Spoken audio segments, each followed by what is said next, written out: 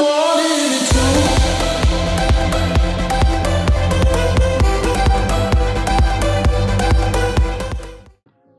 what's up? Dan in here, and this is the SHEHDS 80-watt LED spotlight.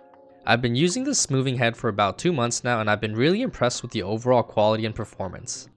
Diving right into the unboxing, we have the light itself, a PowerCon cable, XLR cable, an Omega bracket, and the instruction manual. Both cables are well made and feel extremely durable, but are a little on the short side, so extensions might be necessary depending on how you set these up.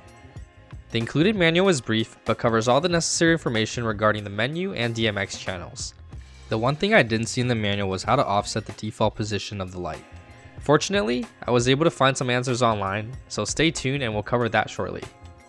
The SHEHDS 80-watt spotlight features an 80-watt white LED, a 7-color color wheel plus white and half colors, 7 different gobo patterns plus the spotlight, a 3-faucet circular prism, 540-degree pan and 270-degree tilt, a motorized focus, a 15 to 20 degree beam, and has sound active, auto, and DMX modes. The light looks very similar to other movers in the same price range, but it has a few advantages that really help set itself apart. First off, I want to talk about the handles on the sides. I have looked at a handful of budget moving spots, and this was one of the only lights that included handles on the side. I didn't think much of it initially, but when it came time to mount these lights, the handles made a big difference. I'm also a big fan of how the light uses a PowerCon connection, as they're not commonly seen on budget moving lighting options.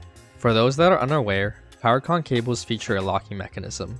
This is good to have when working with moving heads, as traditional power cables can occasionally become loose from all the movement. It's a nice feature that will help with ease of mind when it comes time to using these lights in a performance setting. Now I've gone ahead and set the lights up with DMX so we can take a closer look at all the colors and gobos. Starting with the colors, we have white, red, light green, blue, yellow, purple, dark green, and teal. Following the main colors, you also have split color options.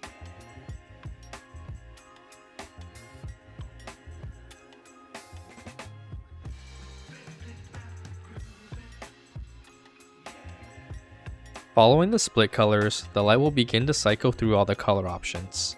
The speed of this can also be adjusted.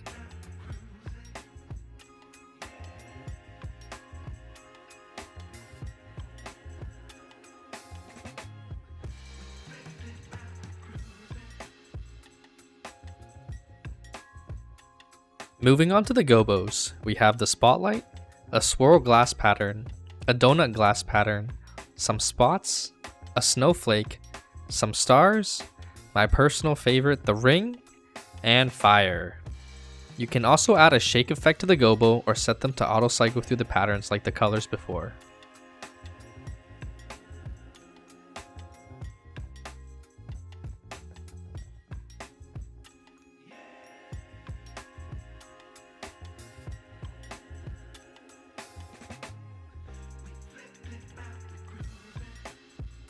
Similar to the color cycle feature, you can also adjust the speed at which the gobos cycle.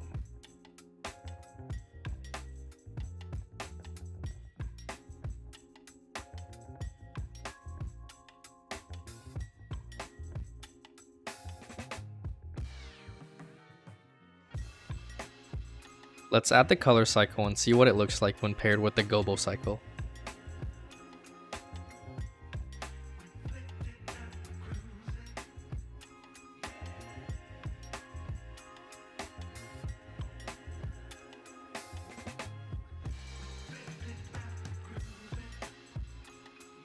Now that we've looked at the colors and gobos, let's move on to the 3-faucet circular prism. By default, this is set to static, but if you adjust the slider, you can increase the speed. At max speed, this prism rotates extremely fast. I'm a big fan of pairing the prism with the circle gobo effect, as it creates some really nice looking beams.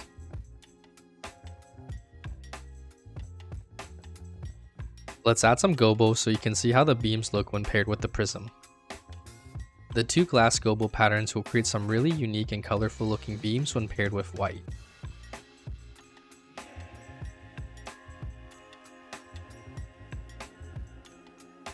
The glass gobos also look great when paired with other colors. Let me add some of those now so you can see what the beams look like.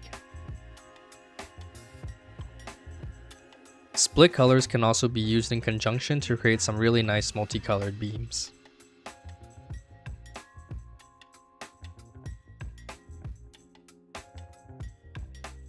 I mentioned earlier I'd talk about how to manually configure the default position. You need to first access the fine-tuning menu on the fixture.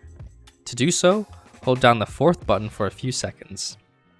Once you see the new menu appear, you can go through and adjust all the default values of the fixture.